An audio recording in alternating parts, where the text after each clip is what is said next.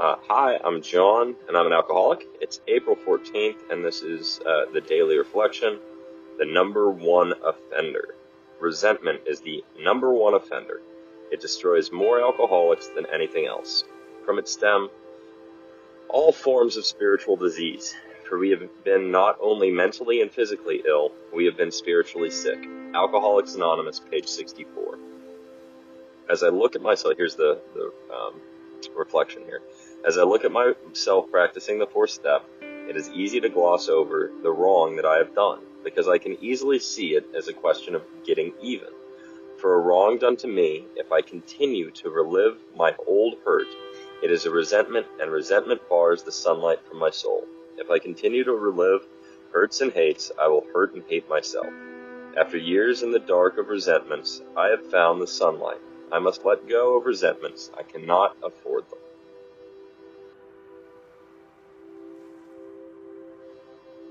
I think at this point I just need to quit saying this stuff hits close to home. It seems like every day, every one of these is scratching the itch of the scab of my soul, for lack of a better analogy. I'm in my fourth step, but not even thinking about writing that down. I just think about my prayers in the morning.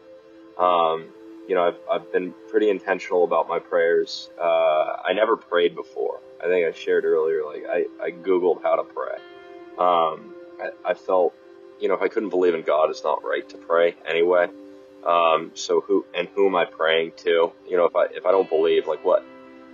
I'm just screaming into the ether, help, help, help, or I need this, I want this. It seemed so unnecessary.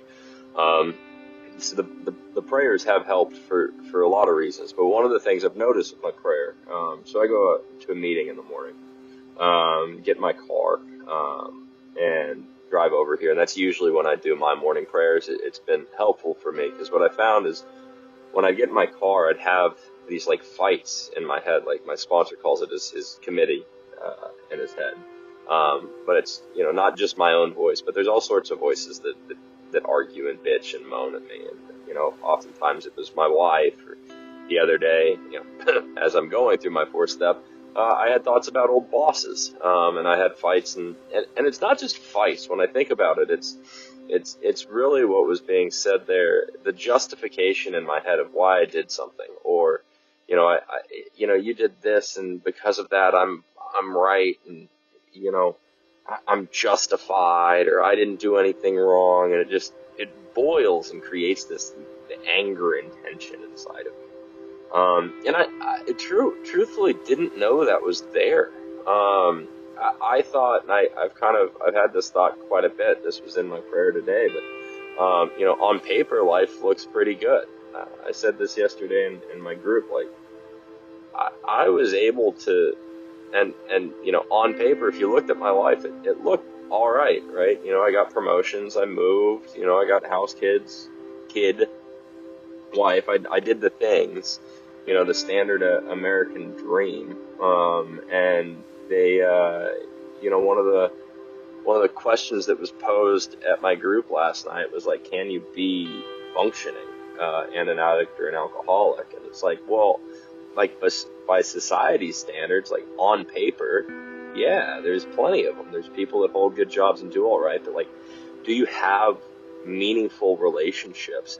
Have you built a community? Those types of things. And as I start to unravel and look at my resentments and where they come from, and who they're with, and what's caused them, and what my place or part was in those resentments, not only one, can I let them go, but it's identifying what my ownership is in those certain resentments, where I faltered, where I floundered, where I was the asshole, and, made myself feel okay because I can make it look good on paper, but still harbored some of the blame. It's a hard practice to go through, but, even in my prayer today, I started out, praying for my family, Marin, and everyone on her mom's family, which I do every morning, but through that conversation, that little committee in my head started fighting about, oh God, you don't deserve this, or it shouldn't be going this way, or that should be happening. And at the end of the day, it doesn't matter. It's the reality, so live with it. And two, I'm getting my daughter today. I know tonight I'm going to go to sleep next to her.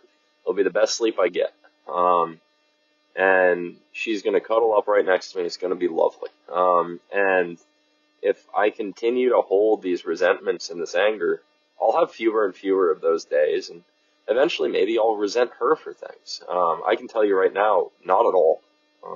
I love that little girl. I want to give her everything, which is why I'm doing everything that I'm doing right now. But yeah, I do see why resentments are a big challenge, and something that you need to face and address, because they're, for me, one of my biggest hurdles and one of the things that keeps my wheels spinning instead of moving forward. So I hope this was helpful. Thanks for listening. Love you guys.